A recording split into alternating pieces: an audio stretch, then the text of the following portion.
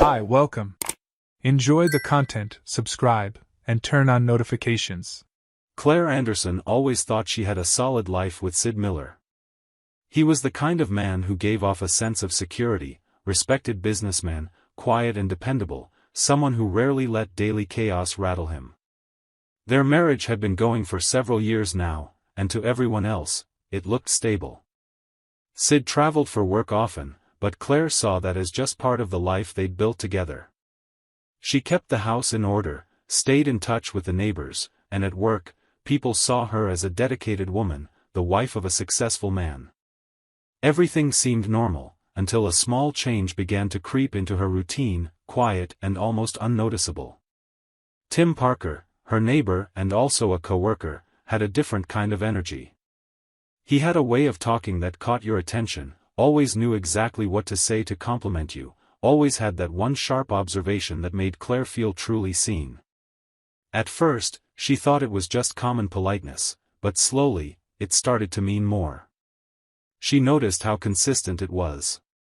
A comment about her outfit, another about her work ethic, a glance that lingered longer than usual. And instead of going unnoticed, it began to stir something she hadn't felt at home in a long time, the feeling of being admired. Sid, as dependable as he was, had drifted away emotionally. He was always focused on business, always on his phone or scheduling meetings. Claire couldn't remember the last time he genuinely complimented her. Their conversations revolved around bills, appointments, and trips. Inside her, a kind of emptiness was growing, one she wouldn't admit out loud, but one that left her vulnerable. And into that space, Tim stepped in. It all started subtly. In the office hallways, when they passed each other, Tim made it a point to stop and say something that would make her smile for the rest of the day. Sometimes it was just a short sentence, but full of attention. Other times, it was a joke that let her forget, for a moment, the weight of her routine. In the neighborhood, when neighbors gathered for small get-togethers, Tim always found a way to pull her into a conversation, like he could create a private world even in the middle of a crowd. Claire tried to set boundaries in her mind. She reminded herself she was married, that her life was already built, that this was nothing more than a closer friendship. But her feelings didn't follow her logic. With every casual encounter, she felt a little spark of anticipation, a nervous flutter in her stomach that mixed with guilt. No matter how much she told herself it wouldn't make sense to give in, the truth was something was already happening, even without a single touch. Tim seemed to know exactly where to aim. He never came on too strong, never crossed the line in an obvious way. The secret was in the balance. He was always there, always attentive, but careful not to let anyone else notice. That skill made him even more dangerous, because it turned their connection into something only the two of them understood. And that deepened the bond. Claire began questioning what she really wanted. Was it just attention, or was there something deeper inside her, something she didn't want to admit? The truth was, every compliment from Tim carried double weight because it was measured against Sid's silence. Every lingering look became an answer to the lonely nights when she fell asleep alone while her husband was in another city. It was as if Tim was filling a space Sid had left empty, not because he stopped loving her, but because he stopped showing up. The danger was in that contrast. When she came home and looked at Sid, she felt a mix of gratitude and disconnection. He was still the man who offered stability, but he wasn't the man who made her feel alive anymore. And that duality started eating away at how she saw her marriage. The simple thought of seeing Tim the next day became a secret motivation. So, between innocent conversations and looks that said more than words, the line between respect and temptation began to fade. Claire found herself in dangerous territory, but also strangely fascinated, as if a part of her that had been asleep had suddenly woken up. What had started as simple words and small gestures had become something that took up too much space in her mind. And right there, her life, once calm and predictable, started taking on a new color, a quiet risk she still believed she could control, but which would soon prove much bigger than she imagined. The first kiss happened on an ordinary night, after a meeting that seemed to drag on forever. The office was nearly empty, and Claire was getting ready to leave when Tim called her over to go over a detail in a report. It was quick, unexpected, but full of a desire that had been building for weeks. Claire was stunned for a few seconds, shocked by his boldness, and even more shocked that she'd responded without hesitation. What had been silent tension turned into a moment that couldn't be erased. On the way home, she could still feel her lips burning and her heart racing, like she'd crossed a border she'd always believed was uncrossable. After that day, the meetings became inevitable. There were no big plans at first, just the coincidence of being in the same place at the right time. A coffee break that stretched too long, a light touch on the arm that looked innocent to anyone watching, but meant so much more to them. With each new moment, the sense of danger grew, and that made everything even more thrilling. Claire found herself getting deeper in, like a part of her had woken up after years of silence. The meetings escalated quickly. Whenever Sid traveled, Tim would show up casually, always with a ready excuse if anyone asked. At first, Claire resisted the idea of bringing him to her house, but the familiarity and trust they'd built broke that barrier down. The bedroom they shared, the most protected space of their marriage, became the stage for secret moments. The simple act of lying in the same bed she shared with her husband while being with another man carried a huge weight, but the intensity of the experience drowned out any guilt trying to surface. The contrast between the two worlds became more obvious every day.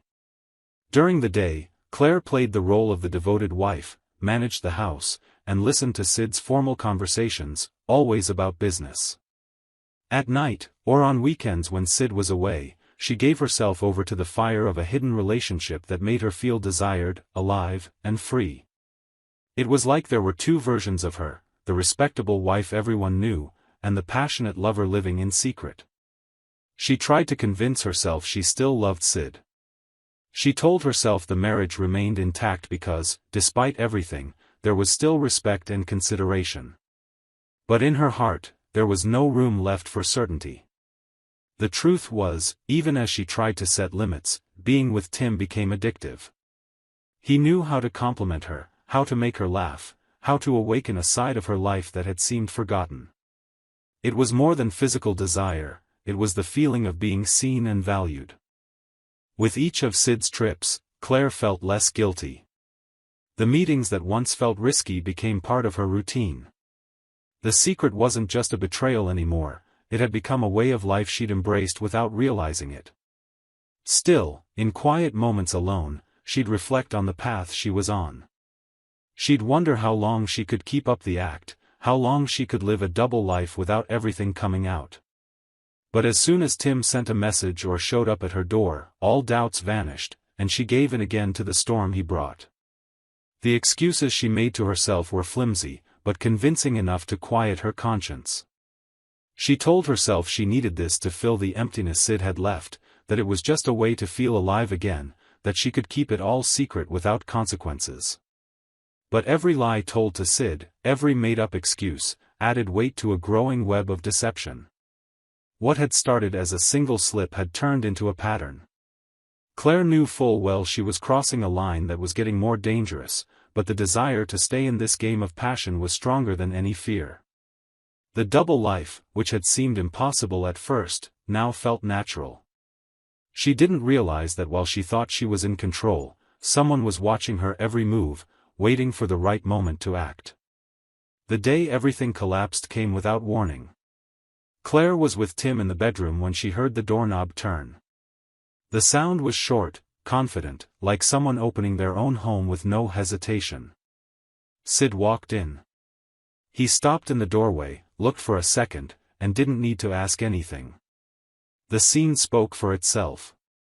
Claire pulled the sheet up out of reflex, Tim scrambled for his shirt at the foot of the bed. Sid locked eyes with both of them and broke the silence with a simple sentence that sounded like a verdict, "Both of you, outside." Without raising his voice, he walked to the closet, took out Claire's robe, and laid it on the bed. "Put this on." He turned to Tim, "Your clothes are on the floor. You go first." Tim opened his mouth to explain, but Sid raised his hand, signaling silence with a quick gesture. There was no room for words.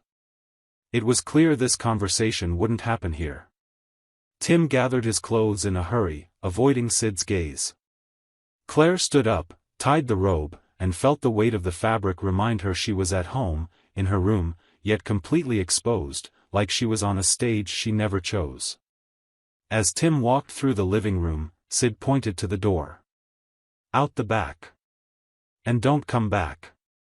Tim walked down the hall and disappeared. Sid then turned to Claire. He stood firm, like he'd rehearsed every word so none would be a pointless attack. "Your ring." He held out his open hand, waiting. Claire looked at the ring for a moment, as if memories were glued to her finger. She carefully took it off and placed it in his palm. He closed his fingers without looking at it. "Now the keys." She obeyed, took the keychain from the side table, and handed it over. He removed the house key, put it in his pocket, and gave the others back. "Phone." Claire handed it over. Sid checked the screen, turned off the home Wi-Fi on her phone, typed in a code, and returned it. "You're leaving through the front door. I'll lock up behind you." She tried to form a sentence. She wanted to say it was a mistake, that she could explain, that there was still something worth saving. His face stayed blank, not from coldness, but from control. This wasn't about yelling. He was here to make a decision. "Put on a coat." He opened the closet in the living room, took out a long coat, and handed it to her. "You're leaving now." When the front door opened to the street, the neighbors reacted almost instantly. Doors cracked open, curtains moved, whispers spread. The couple from number 14 stopped talking on the sidewalk. The woman with the golden retriever held her dog tighter, staring with poorly hidden shock. The image of Claire, wearing a robe under a coat, hair hastily tied up, instantly became neighborhood news. Sid stayed in the doorway, keeping his distance. The message was clear: the house now had new boundaries, and he was the guardian. Tim, who had been waiting near the side fence, risked calling her name. Before she could respond, Sid spoke clearly: "You go home. You don't step on this property today." Tim hesitated, gathered what dignity he could, and headed for the gate. Claire took a deep breath and stepped down, feeling the ground like it was foreign territory. She heard the lock turn behind her. The sound was final.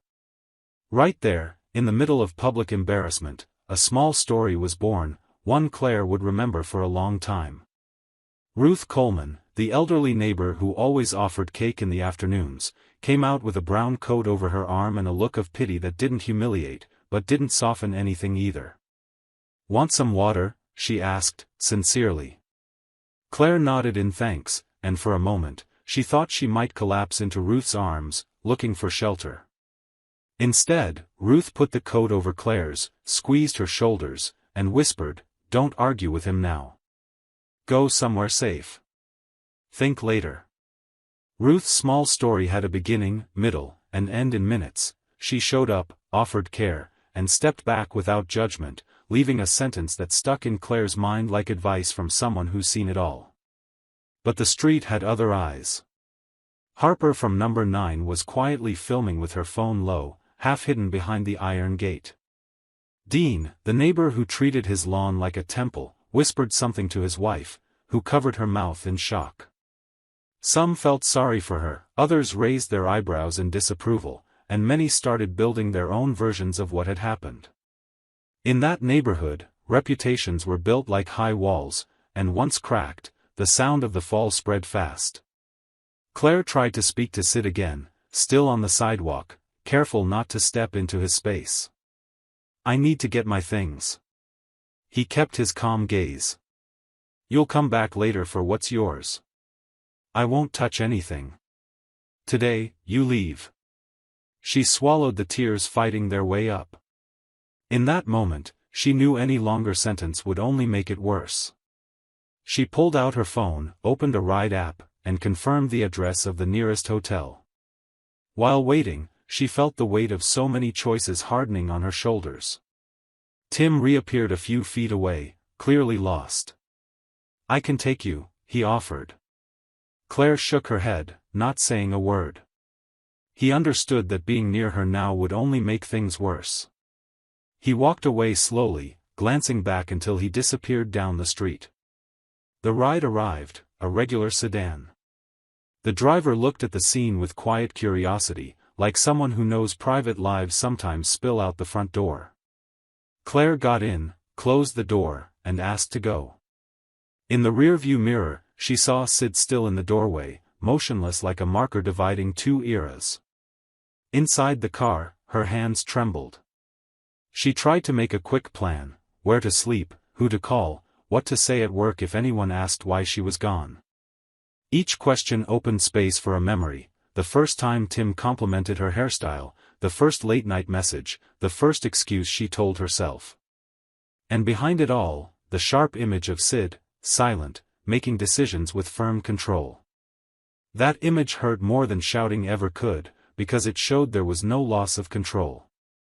There was a clear choice. When the car turned the corner, Claire got a message. It was from Sid, short and direct: "Tonight, you stay somewhere else. Tomorrow we'll talk about how to get your things." She felt a flash of relief that she wasn't being cut off from her belongings, mixed with a pain that scratched at her chest, because the tone made it clear their relationship had changed. She rubbed her forehead, asked the driver to lower the air, and tried to breathe better.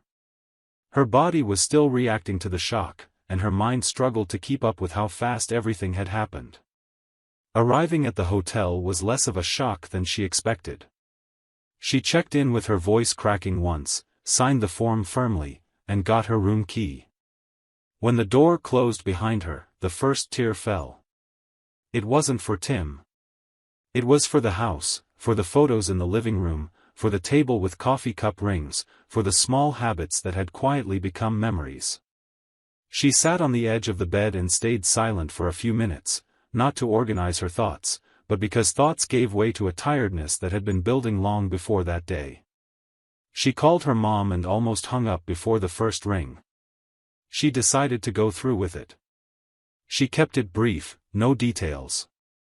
Her mom was shocked, asked basic questions, offered a place to stay. Claire thanked her and said she needed one night alone. She promised to call the next day. She hung up and finally breathed deeply, like someone who'd made it through a narrow hallway and reached a space where they could breathe, at least for a few hours.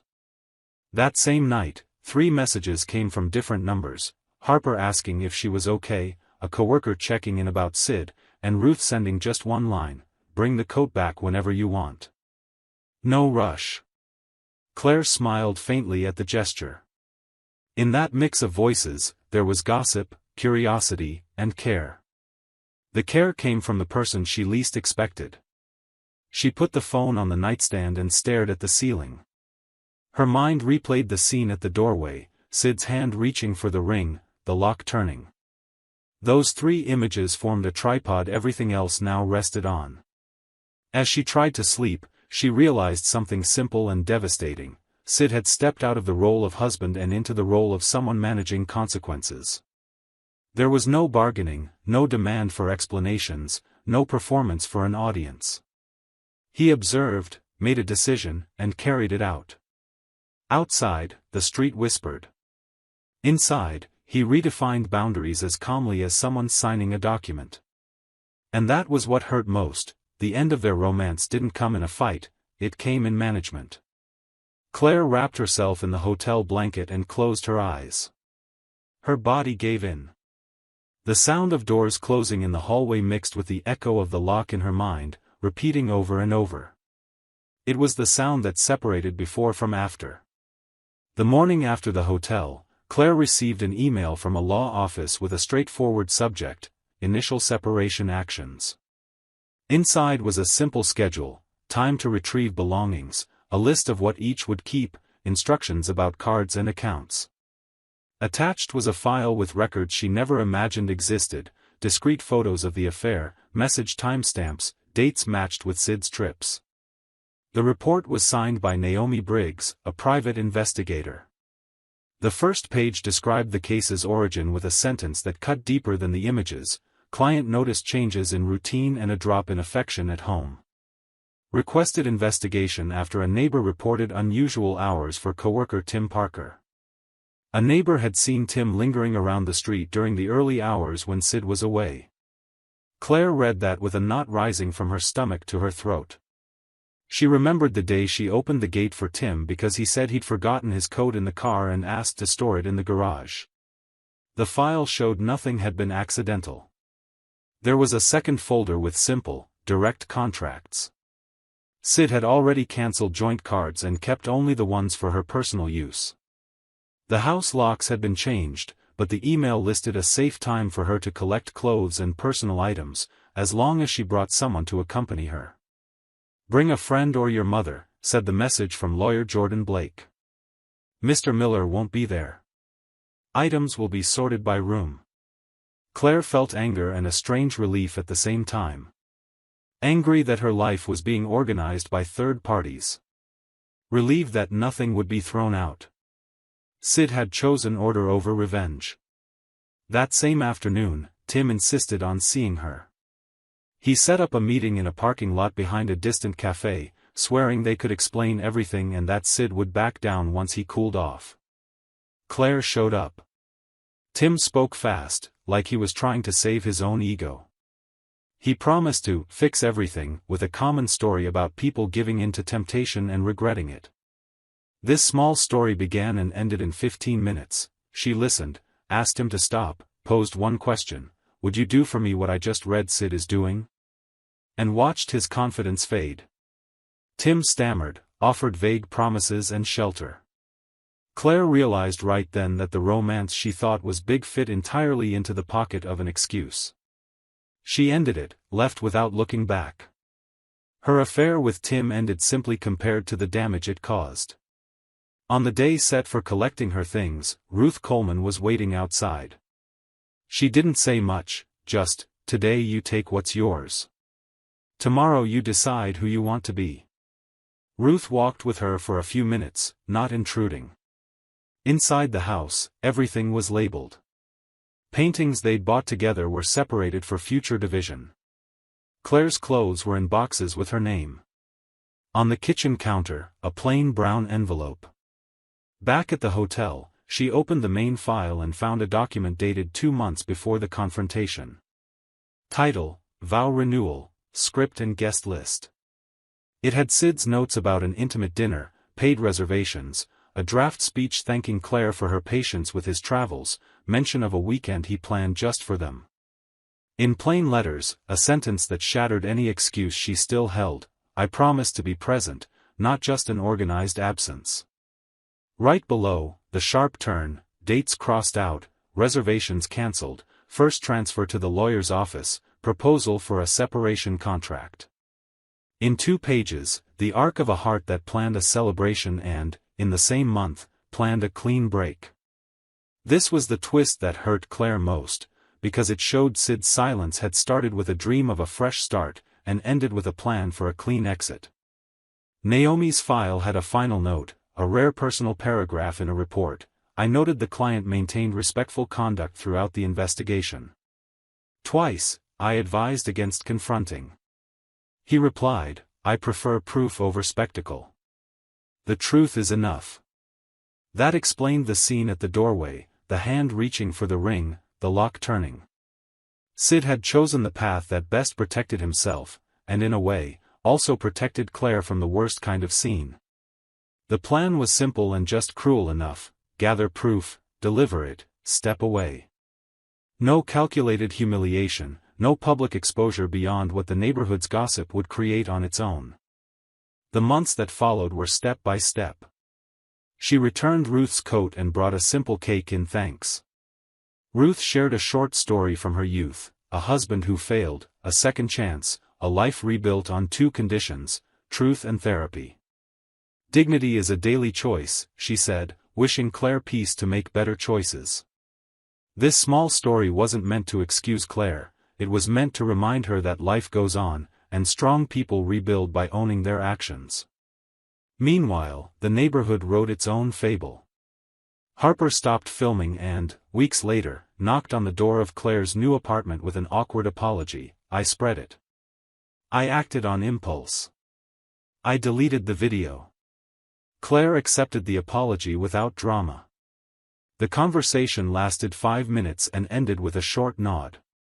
Another small story closed, an audience recognized itself as an audience and stepped back. At work, the transfer placed Claire under a demanding but fair boss, Alicia Grant, who set clear goals and boundaries. Here it's productivity and respect. Deal with the rest outside, she said on the first day.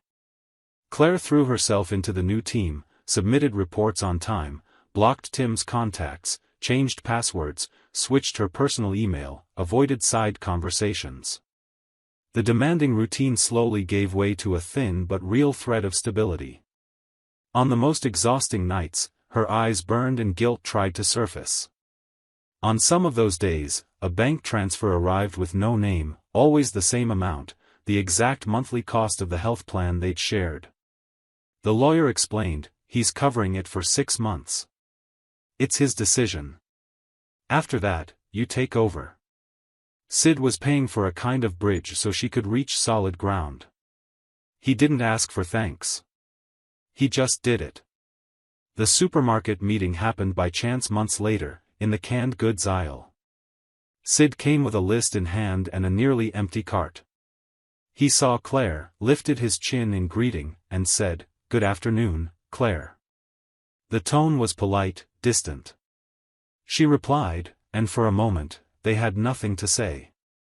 He broke the silence with a line that could fit on any wall calendar, but carried the weight of real life. This all ends better when we stop telling versions and start telling truth. He put 2 cans in his cart, said, "Take care," and walked on. No moral lecture, no scolding, no sarcasm. Just the reminder of the man who chose his own way out of the story, without noise.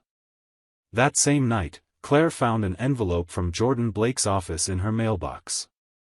Inside was the final agreement and an attachment she hadn't seen, a receipt from a florist dated before the investigation, paid by Sid, for a dinner that never happened. Attached to the receipt was a printed draft of his vow renewal speech, now with a handwritten line, scribbled quickly, like it was written over tears: "When our love fails, we try before we let go." The paper had a crease and a circular stain that looked like a cup mark. Below it, a short note in his handwriting: "I chose to protect my peace and your chance. The rest is up to you." It was the final blow, and at the same time, the opening to the lesson that would close this chapter. The betrayal cost her home, relationships, reputation, the weight of hearing her name become sidewalk gossip. It also cost her the image she had of herself. In return, she gained a frameless mirror. Choices come with consequences, and real love avoids turning debt into a spectacle. Sid's quiet plan wasn't weakness, it was method. And the price Claire paid taught her something no apology speech could: whenever someone opens the door and shows you the way out with dignity, it's an invitation to grow. Claire signed the agreement, deleted Tim's number, kept the note, and decided the rest of her story would have a different kind of beginning. Thank you for watching the video. If you enjoyed it, don't forget to subscribe to the channel and turn on notifications so you won't miss any updates. See you next time.